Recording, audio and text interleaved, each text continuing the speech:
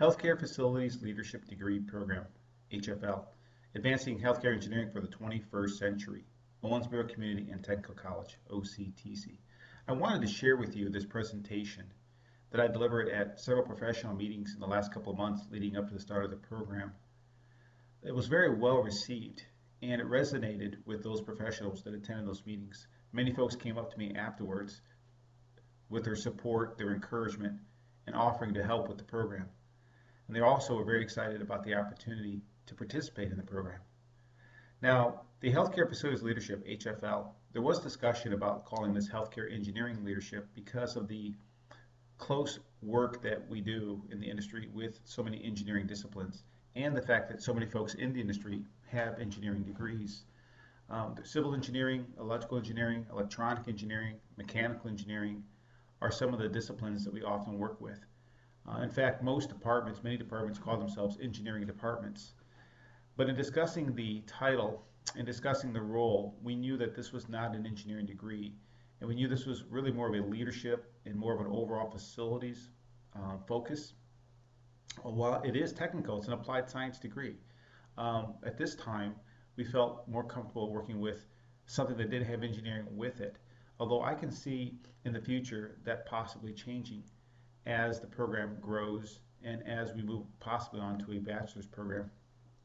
That being said, I do feel that we are advancing healthcare engineering for the 21st century. We are closing a gap of 20 to 30 years. Technology has changed dramatically in the last particularly 10 to 15 years, especially with newer construction. All of us are getting buildings now that are predominantly controlled by computer systems, and we need to be much more versed in computer technology, as well as we need to be able to use those computers to generate better reporting for administrators and for what we call the C-suite. Chief executive officers, chief financial officers, chief operating officers. Again, these folks have higher expectations. Often they come with master's degrees, if not doctorate degrees. And so our ability to communicate with them needs to increase. So we are really moving things forward. In healthcare facilities or healthcare engineering, there has not been a required degree requirement for since its inception. This is the first time there is a degree for it that's specific to it. We are seeing a push for degrees being required to carry management or director roles in healthcare. A lot of you folks who are in the program have been either that or been told that or recognize that. And this is the first offering to move that direction. So very excited that we're able to do that and help close that gap.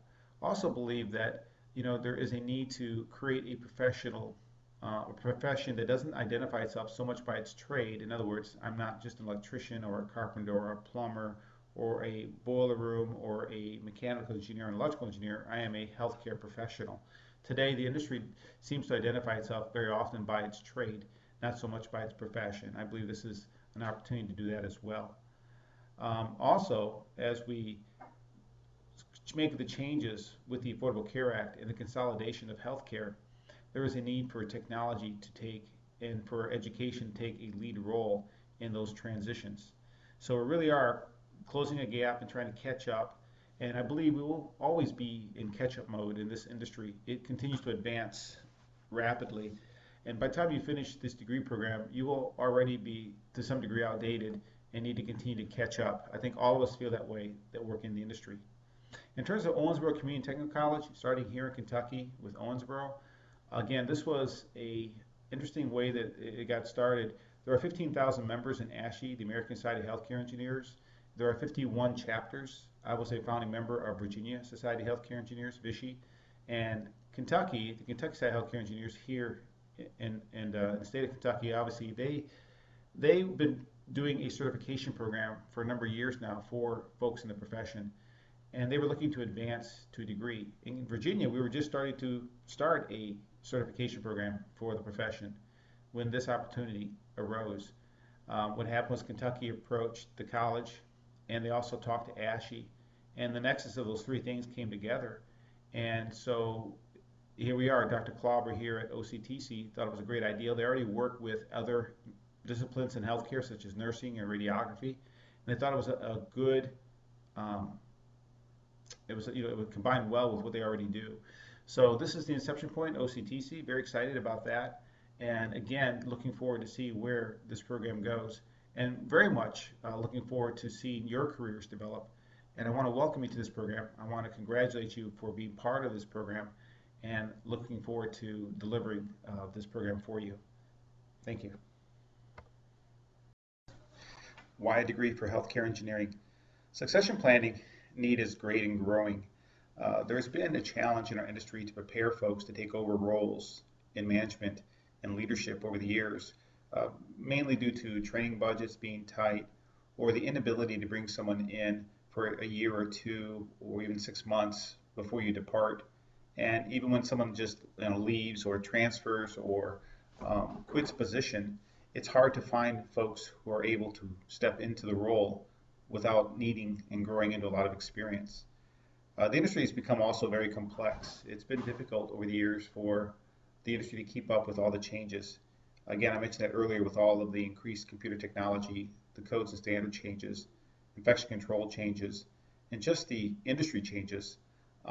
It continues to challenge us to be prepared to do the role.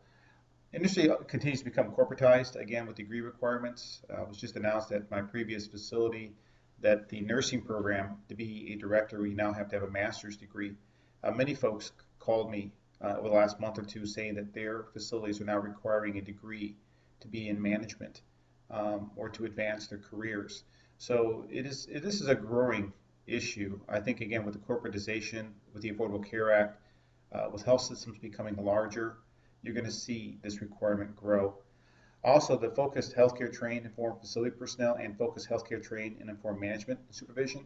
I intentionally put these both in here because I'm recognizing that I think down the road in the future, you're going to see facilities requiring a degree to be a facility personnel, not just a management or a leader. But I do believe that this degree, with a little bit of background, or maybe not even a lot of training, will get your role in facilities. Again, maybe a maintenance 2. Some organizations have maintenance 1, maintenance 2, maintenance 3 technicians. Again, the industry is not standardized that way, but I do believe this degree will very potentially get you a look, if not a job, as a facilities person, and then very quickly allow you to advance into supervision, leadership, and management. But really, the focus of this degree is for folks who want to get into leadership and management. And so I also believe that this is going to help give very focused and advanced training for those desiring to do that. I believe you believe that. That's what's been conveyed to me at the conferences. It's been conveyed to me by folks I've spoken with. ASHE believes this. They believe that this is a way to help people advance their careers into leadership and management. They feel very strongly about that. And I believe that if done right, when you folks graduate and you hit the streets, or when you start using your knowledge or your awareness in the industry, I believe it'll be recognized this degree is very important and very powerful for the profession. And again, bringing and growing talent. Again, I've spoken to about 90 to 100 folks now looking to enter the program. Not everyone, obviously, that I spoke to will enter the program, but I believe that at least a good majority of those will come into the program, and many of you have. And the folks I've talked to have come from such a diverse background. The majority are in the industry, wanting to advance their career, but I also have folks from many other walks. I have students who transferred in from nursing or from criminal justice or from maybe they're just starting their careers in general, and they thought this is a unique opportunity. I've had folks from the aquarium industry, from construction industries, from business, from other works in healthcare, maybe not specifically facilities right now, maybe they work in environmental services or safety or security. So there's lots of different ways of bringing folks into the industry and grow them, and I think those different views and those different backgrounds are going to help advance the profession. So very exciting. I think this degree again creates a new opportunity for so many people that just didn't exist before.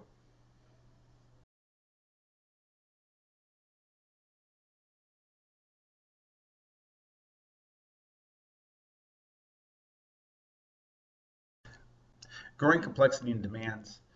I mentioned this several times in the last couple of slides about the complexity and demands in the profession. These listings here, these three listings, computer technology, codes and standards, and operations and maintenance, these really do comprise an awful lot of the course curriculum that we'll be going through in the future, particularly for codes and standards and operations and maintenance courses. We'll touch quite a bit on the computer technology, but again, these in some cases are really immersed programs that may be offerings for the future, or I would encourage you to look into on your own as you go through the next couple of years or next couple of semesters of training. Building automated systems, BAS, I can't say enough how important it is to have an understanding of these systems. These are the systems that control the heating and the cooling typically of your buildings. It is said that those who have an understanding of building automated systems will have a major advantage over others. I would say the same thing for CMMS, computerized maintenance management systems. These are the systems that collect data about your operations, work orders, PMs, equipment. Basically, it collects, what are you spending on parts and supplies. It helps you with training, helps you with education of your staff. It also helps you with education or productivity measures, so you can show your administrators or C-suite your value and show them your productivity, and you can use these systems to benchmark yourself against other facilities to show that you're one of the leading departments in terms of cost and quality and value.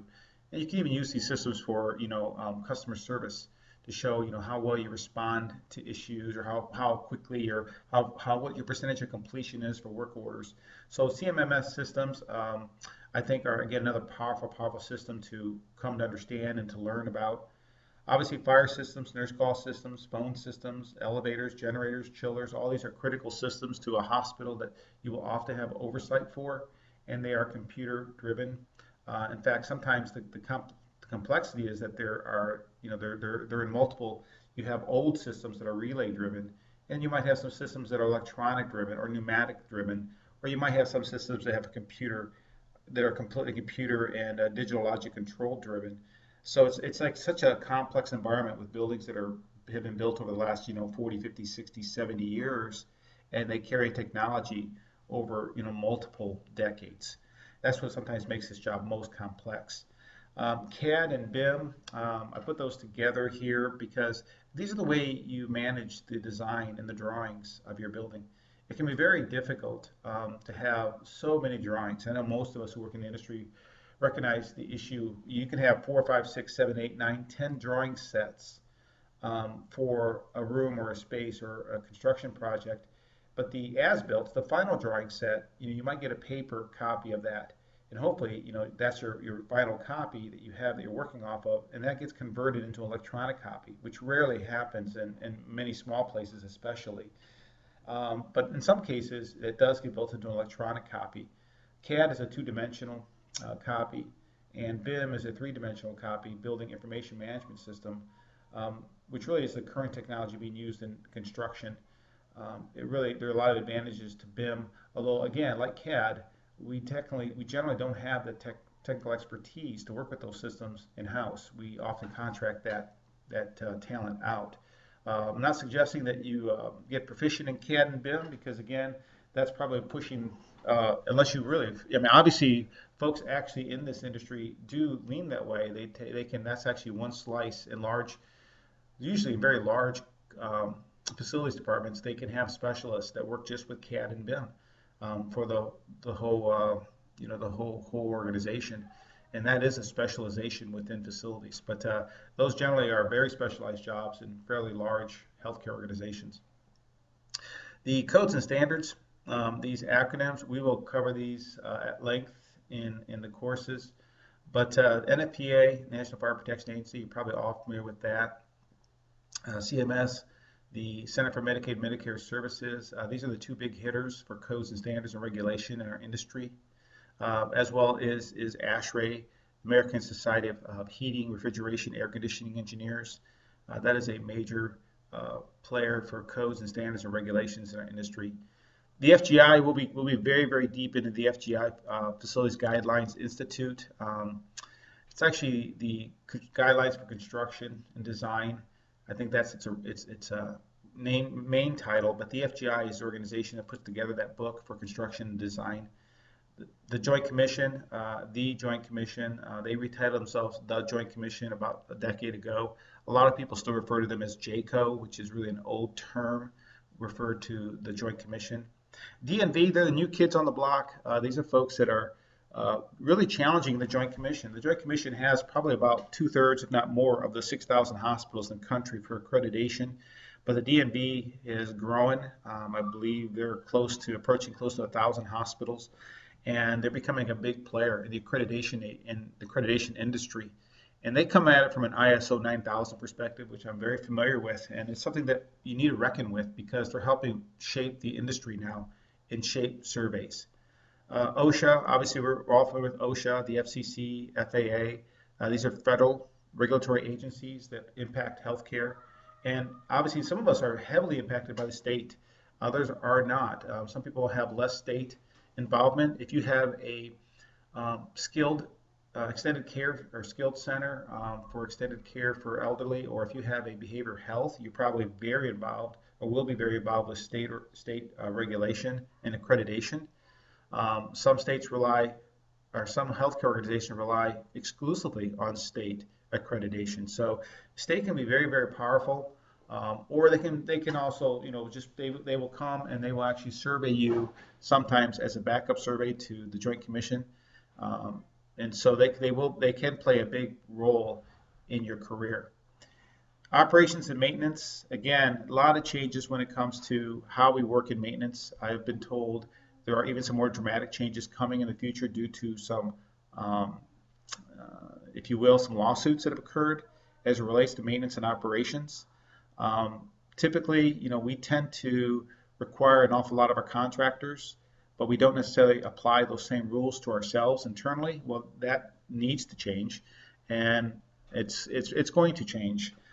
Risk assessments being one of the big ones. We often apply a lot of risk assessments to contractors who work in our buildings, but we may not necessarily apply those same risk assessments to ourselves as it relates to projects and maintenance work we do in the building. Moves are constant in healthcare. We're always shuffling things around. We're always reconstructing things. Seems like every time we turn around, we're moving people again. You'll become very familiar with what's called the dominoes. You make one move, which leads to another move, which leads to another move, and everybody wants what someone else had. That's one of those challenges that happens within healthcare that just amazes me. Again, work orders, the expectation of work orders and how we use work orders, I believe has become even more important, and we need to be able to use that information in more powerful ways. ICRA, which is Infection Control Risk Assessment, which it ties back to risk assessments, but it's one of the major risk assessments when it comes to working in healthcare.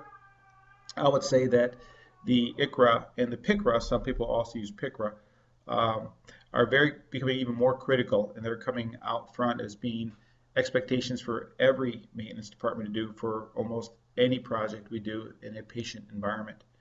Life safety is a major player when it comes to the healthcare environment. I can't say enough about life safety. We'll get to that in great detail later on.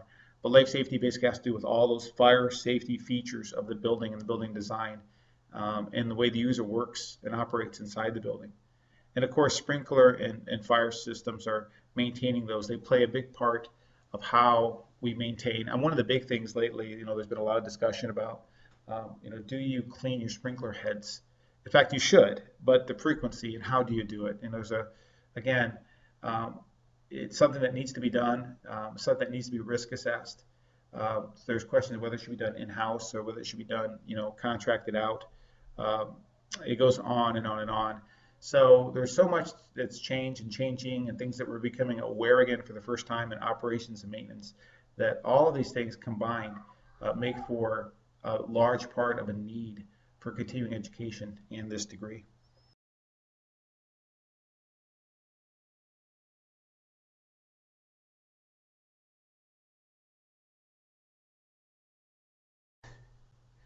What is a healthcare facility leadership degree?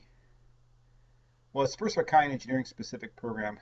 We've mentioned that before, that it is unique. There is no other program that immerses you in 30 credit hours, 11 classes, specifically to the healthcare industry.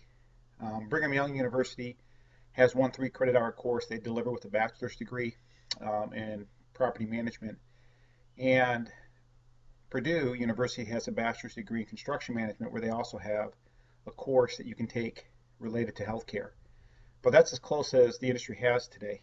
Again, both those are bachelor's programs, but they're not healthcare specific programs, and this one is. So it is unique. There are a lot of folks out there that have high expectations of this program. I've been approached by a number of people already wanting to encourage, support, or participate in the program, and even some colleges that are asking, to align with for a bachelor's program. Again, something along the lines of a 2+2.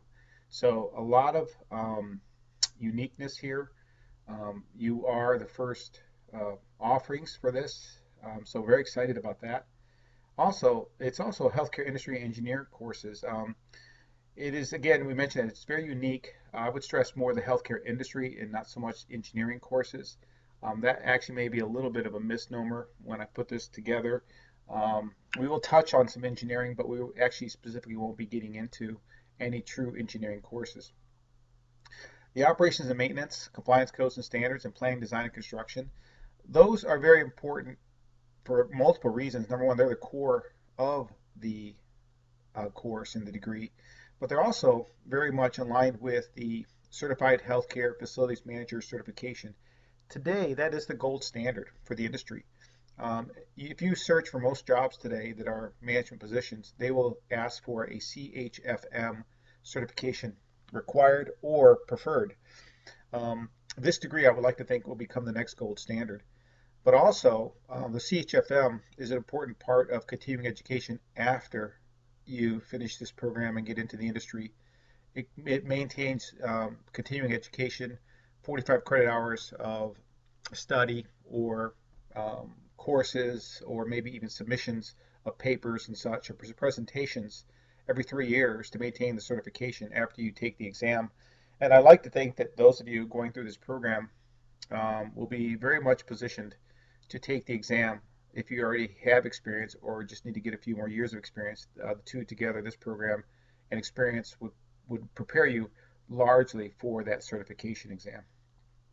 Written and oral communications courses, again, public speaking is critical to the role and the position, and to be able to write and be able to share your thoughts or condense all the information that you receive and to be able to convey that in a concise format. We'll be doing quite a bit of that. I do believe very strongly that those that have good, strong written and oral communication skills will do very well in this industry, along with financial management courses.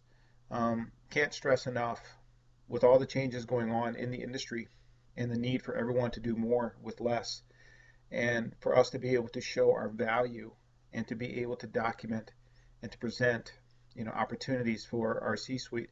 There's a lot of competition for resources in healthcare, and very often facilities, we have lots of opportunities to reduce costs or optimize our operations, but it's the fact of the matter is that we we're unable to present properly, or we don't take advantage of that one shot we get with the administration, that we don't get these projects done. But we need to do better at that. We need to do better at presenting our cases for projects, particularly energy efficiency projects in our industry. And the leadership development courses, that probably goes without being said. This is predominantly a leadership course. It is trying to take all these things and bring them together and teach you how to be an effective leader in the industry. I kind of think of it as more of an integrator. You're sort of in between in these roles. You're in between a lot of people all the time, between the administration, in between staff. Sometimes you're in between other managers and directors in the role of, let's say, a safety officer. Sometimes you are in between the agencies within your state, town, or nationally, and the folks inside your building. You find yourself sort of sandwiched an awful lot between the contractor and the department leader and your staff. So you're sort of an integrator. You're trying to bring together people and thoughts and ideals and projects to a successful conclusion on a constant basis. So it really is a leadership role, but often leading in the middle of things, and many times leading from behind, trying to influence things in the background to get things to happen. And occasionally, and sometimes out front. So, what is healthcare facility leadership? Well, it's a lot, and it's integrating again a lot of the skill sets that you have, and it will also help you develop skill sets that you don't have. So, it is being a leader, it is something that you grow into. Most of us will not walk into this day one with the skills we need. We will acquire them over time, and we'll continue to acquire them as we stay in the industry.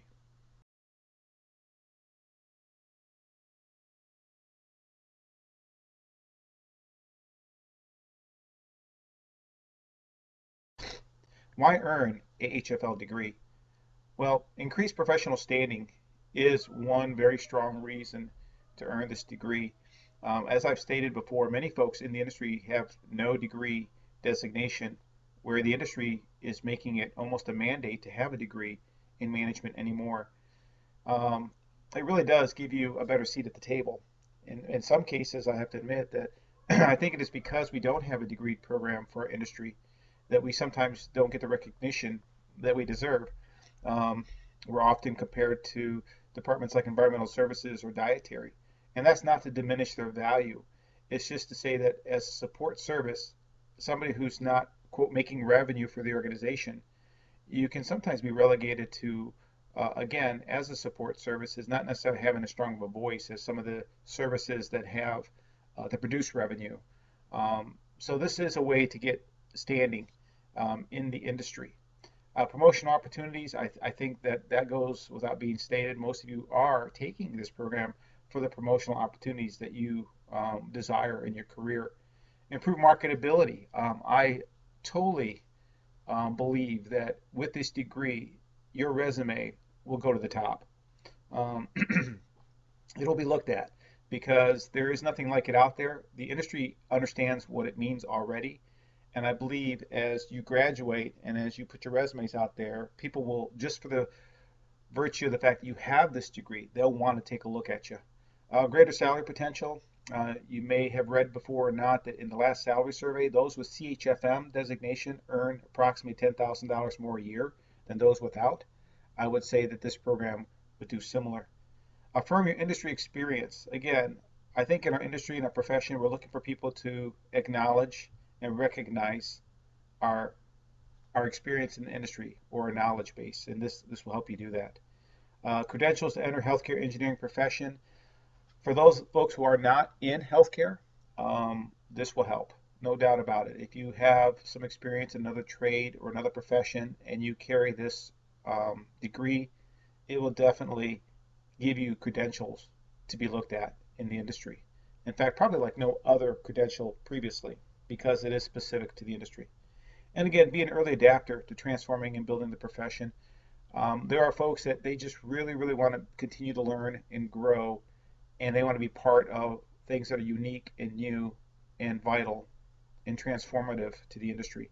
And I believe there are folks that will and have entered this program for that reason. And to some degree, that's why I'm here. I'm here because I want to help transform the profession. I want to be able to see it move to its next point of growth because it's so greatly needed.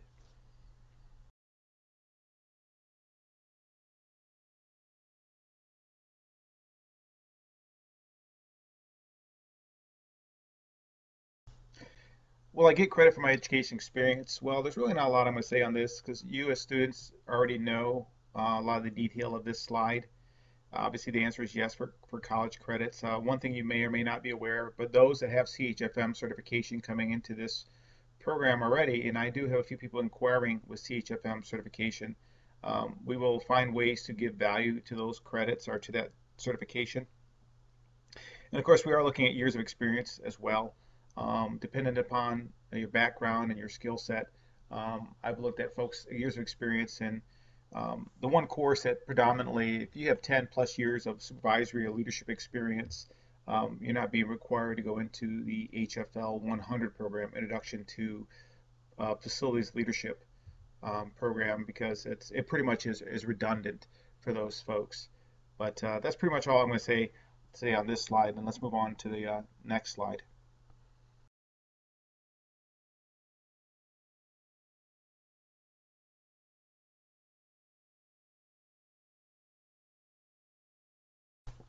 Who are the faculty? Well, the program director and faculty for core classes will consist of industry professionals, and they carry with them industry certifications and experience. Um, I myself have 26 years in the industry. I've been 20 years as a director of facilities, I'm sorry, as a director, 5 years as a director of biomedical engineering, but also have carried my CHFM designation I earned in 2003. And I've also been someone who has a very broad scope of experience in the industry. Beyond clinical engineering facilities, I've been a safety officer for the better part of 15 years over the environment of care.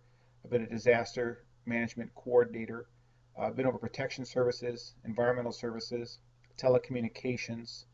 I've also had responsibilities of having a hospital that was its own public utility system, had well and had sewer, water, and we maintained a small part of our town. So a lot of broad experiences. Also worked administratively in the industry and was somebody who was a liaison to the community for many large community efforts. So from a healthcare perspective, I have a broad depth of experience and training. The folks that are going to be coming into the program as adjunct faculty will probably be a little more concentrated as we look at codes and standards and project and construction and also regulatory and I'm sorry, operations and maintenance. So, we have people already that are interested in from the industry in teaching these courses. I think it is an industry where many of our seasoned folks want to give back to the industry, and I've had several people approach me on becoming adjunct faculty. I would anticipate needing a handful of adjunct faculty by fall semester. Uh, Looks like the growth of the program is such that we will be holding multiple classes by fall, and it's pretty exciting. But part of the challenges will be that we'll need as many adjunct faculty. So I do have quite a few that are inquired, but also if you know people along the way that you know in the industry that might want to be adjunct faculty, have them contact me. I'd be interested in speaking with them, finding out about their background, and being able to create a dynamic faculty for the program.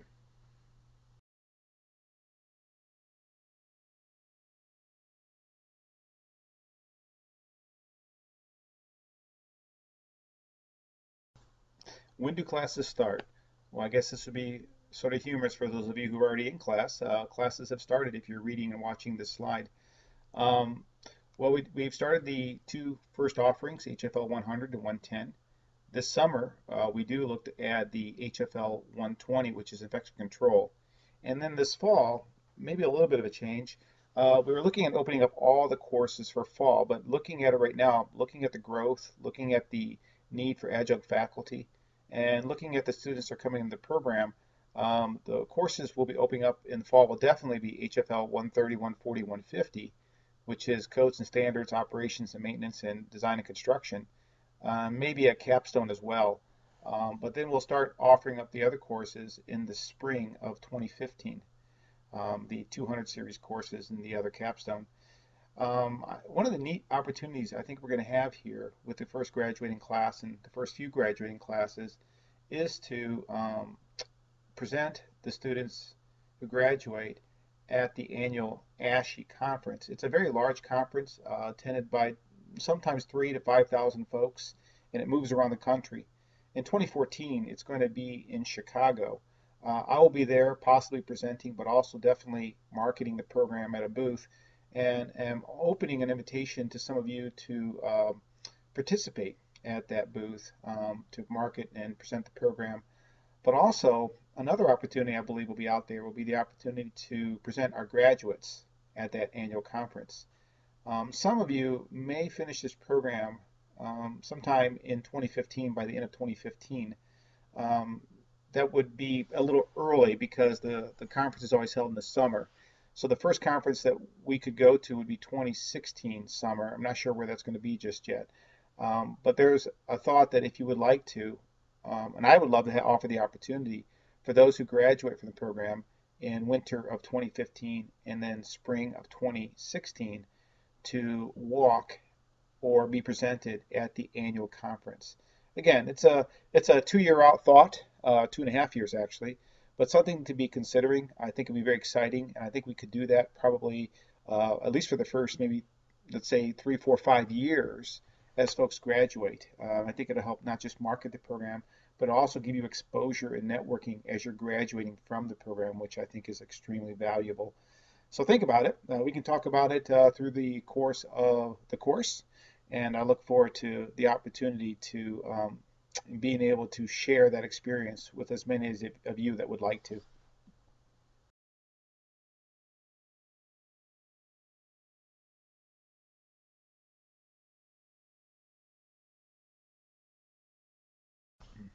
Well, this concludes this presentation for you students of the program. I appreciate you taking the time to listen to this. Again, I wanted you to know that this has been presented at several professional organizations around the region. Actually, 3 presentations I've done so far, and the feedback has been extraordinarily positive. Every time I've gone and presented, I've gotten a lot of great feedback, and folks have applied to the program. Some of you may be part of this course because of those presentations. Again, very exciting.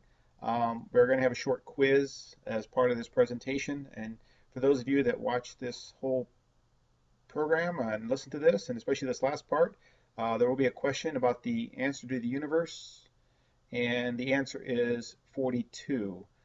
So we'll just see who gets that one right for the quiz. But I appreciate again, your attendance, your participation, and your listening. And I look forward to the semesters ahead. Thank you.